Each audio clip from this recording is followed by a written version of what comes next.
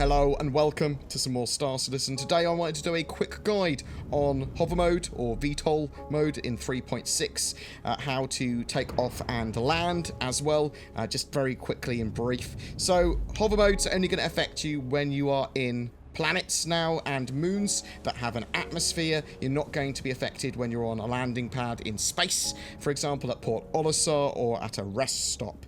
You only have to worry about it when you're in atmosphere now.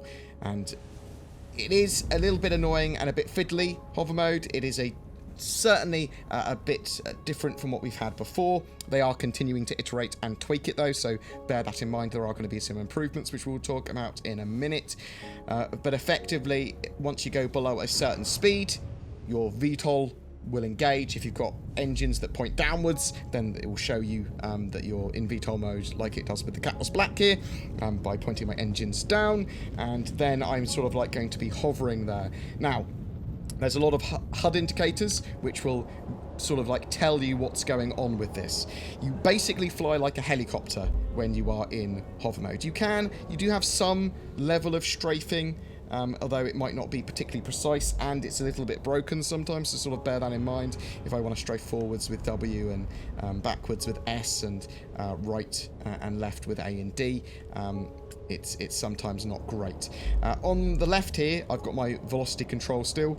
The red marker here indicates where my safe SCM speed is, and I am just going to use mouse wheel to make sure that it's under that for precision effectively, but I can just change that to whatever I want. That's my max speed, basically. I want that relatively low while in hover mode, typically, unless I'm trying to break out of hover mode. If I'm trying to break out of hover mode, all I need to do is hold W, occasionally pitch forward. If I seem to be like locked into hover mode and it won't break out, I will also hold space, and this will help me get to a certain speed.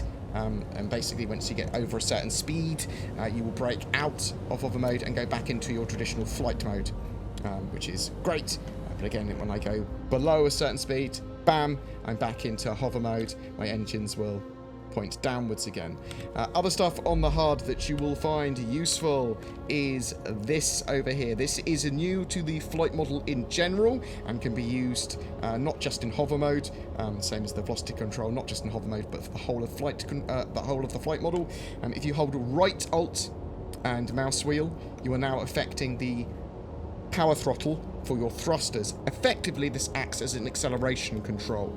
It'll give me less acceleration the less power I put in it, and if I make it go below a certain threshold, I will literally start to fall out of the sky if I'm in atmosphere. So sort of bear that in mind. Other things you want to know on the HUD that are really useful are this horizontal indicator. So this is my horizon indicator. When I am on the horizon, and you can see where I am with the nose indicator, which is this thing here. When I'm on that, my ship will be relatively stable. But I fly like a helicopter when I'm in hover mode, so if I pitch my nose downwards, I will start to move forward. And if I pitch the nose indicator is above the horizon line, I will start to move backwards. So sort of bear that in mind. Again, if I use Q and E to roll, I will move in the direction that my ship is turned in, because the thrust is pointing downwards and it's pushing me in that direction. So sort of like bear that in mind. That is really important. Now, let's come in for a landing and show you how all of this sort of like goes together. Things that are going to be your friend here are X. X will sort of level your ship out. So hold X, it sort of stop, it's space brake, it'll try and level me out into that horizontal line. Sometimes it puts you above it, sometimes it puts you below it, so sort of make sure you're in first person when you're sort of trying to level your ship out, is my suggestion. And then if you need to make some incremental changes where you're facing or whatever, where you're aiming your nose, then do that. But we're going to come in for a landing at Lorville. Now Lorville and ArcCorp are the two places that you really might have trouble if you're sort of like new to hover mode, and even if you're not, if you do something wrong, then it is an unforgiving mistress, unfortunately. So we're going to fly a bit closer. So when you're coming in from a landing, remember to do all the basics. If you've never played Star Citizen before, obviously you're going to have some problems with that, but basically you want to comlink, so F1 to bring up your mobiGlas, go into comlink at the bottom, and then you want to call the landing services by clicking that little symbol there. Bam. They'll assign you a landing pad. Now, find that landing pad, which is over there, and I'm going to fly towards it. Now, I'm going to use a mixture of pitching down very slightly while holding W. I'm going to lower my velocity control because I saw it was actually quite high there. I'm going to slowly advance towards this hangar. Once I get a bit closer, I'm going to hold X. Bam. I might... And then I'm going to make sure that I'm on the horizontal line, like that. Bam. And then I shouldn't be moving forward or backwards. I should just be nicely hovering. I can press F4 to go into third person, and then I can press Control to go down. You can use WASD to strafe again if you want to. Make sure your landing gear is down by pressing N. Mine has just gone down. I'm just going to hover slowly into the hangar. Now, if you want to very, very, very slowly pitch forward, and you can do that by lowering your nose downwards until you're where you think the hangar is. And if you see that little arrow that's there, that's showing me where my hangar is as well. It's saying it's directly underneath me. So I should be able to now just tap control. I'm going to tap control. I'm going to go into third person. Make sure I'm not overly pitching forward or whatever. And then I should just be able to land nice and gently in the hangar.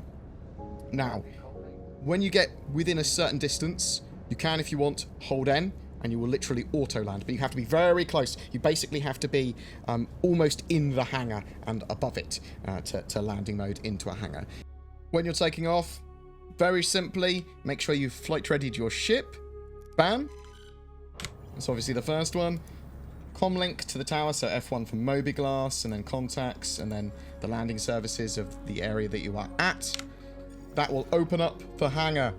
So you have to wait a little while for the hangar to open up. I am not going to touch my mouse at all. I'm not going to touch anything at all now other than hold space, because I want to strafe upwards. Now, I might press F4 to go back into third person, just to make sure the roof has opened up. And occasionally, I try and go through the roof of a hangar that is sort of like a side hangar, and I haven't realised. But it's as simple as that.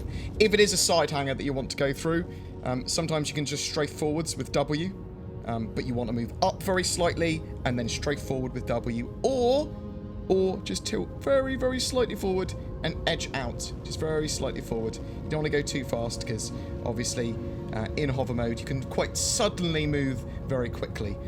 I just thought I'd use this as a cautionary tale, this particular screenshot or video or whatever. This is what happens if you panic at any point when trying to use hover mode. If you do not precisely go in, if you have not aligned your horizontal indicator correctly, if you clip anything, then you will get stuck in walls, you will explode, you will flip around. Hover mode is an unforgiving mistress, unfortunately. They are making some improvements to it though. There is going to be a 3D sort of like hologram or around where your radar is, showing what's underneath you, like they used to have, but this should actually show all types of terrain underneath you, not just on landing pads, but that will help you land because you'll be able to see what's directly underneath your ship and align yourself much more appropriately. They are having a toggle mode as well for hover mode, which is obviously going to give us a lot more control and will be incredibly useful. They're also dialing this in. There's lots of bugs with hover mode at the moment. It is incredibly unforgiving. The stabilization of when you hold space brake isn't great. But if you don't panic, if you just do little incremental changes when it comes to pointing your nose down and pointing it up to fly in helicopter mode, or if you're strafing very lightly, you should be able to land reasonably easily every time, even with larger ships into these open-topped hangars. Every month we have a ship giveaway. For July, it's for an 890 Jump, the mighty luxury ship. To be in for a chance of winning that, just be subscribed to my channel and comment on any of my videos this month. More details down below.